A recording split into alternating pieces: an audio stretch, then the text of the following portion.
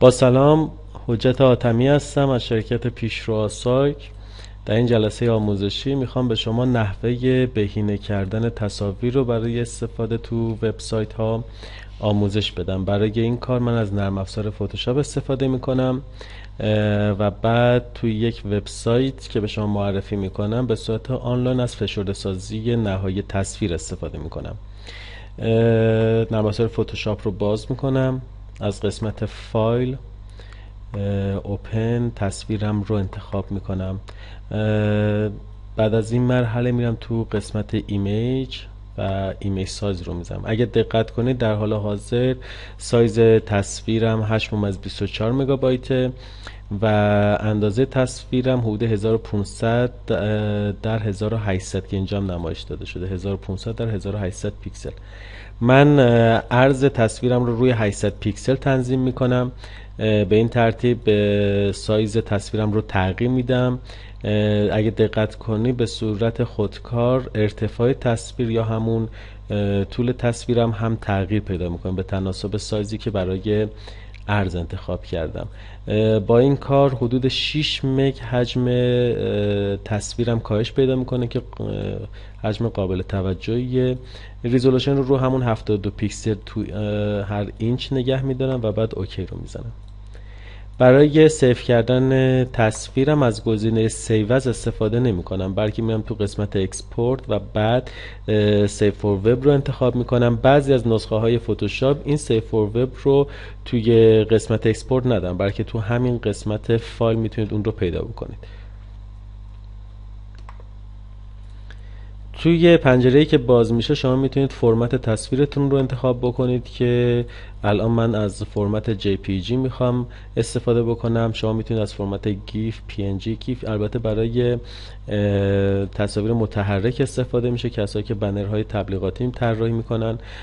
PNG و که توی دو نسخه 8 و 24 هست که کیفیت تصویر این به مراتب از این پایین تره. حالا من زیاد توضیح نمیدم راجع به این قسمت ها. مثلا الان که JPG رو انتخاب کردم اگه دقت کنید سایز تصویرم رو حدود 280 کیلوبایت اعلام کرده.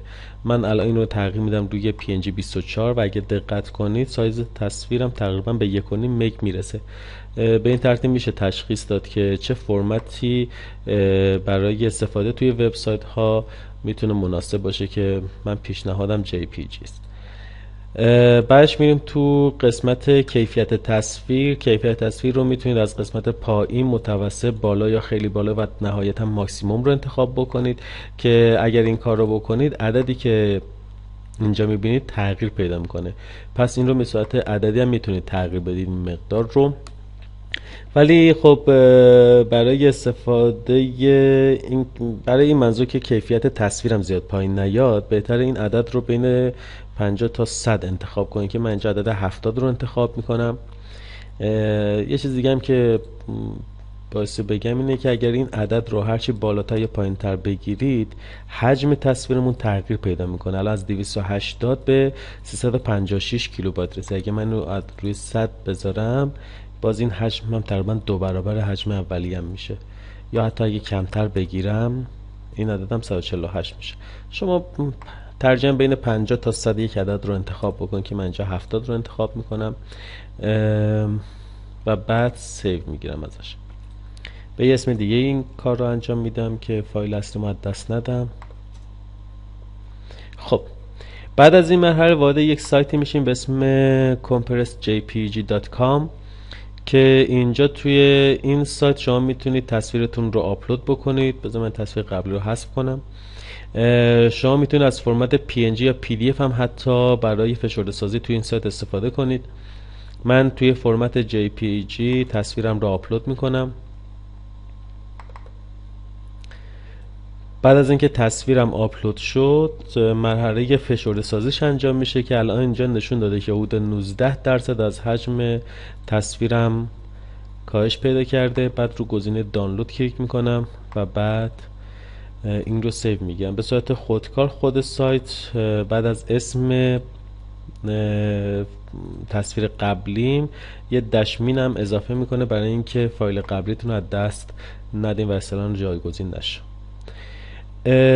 حالا میتونید از تصویر نهایی خودتون برای استفاده توی وبسایتتون استفاده کنید. اگر دقت کنید تصویر نهایی ما از 280 کیلوبایتی که داشتیم رسیده به 228 کیلوبایت که نسبت به حجم تصویر اولیه‌مون که حدود 8.24 مگابایت بود خیلی حجم پایین‌تریه و معمولا حجم قابل قبولیه. معمولا هرچند که میگن تصاویری که توی وبسایت ها استفاده میکنید بهتره که پایین‌تر از 100 کیلوبایت باشه، ولی در حال حاضر با توجه به حجم اولیه عکسمون این سایز کاملا سایز قابل قبولی.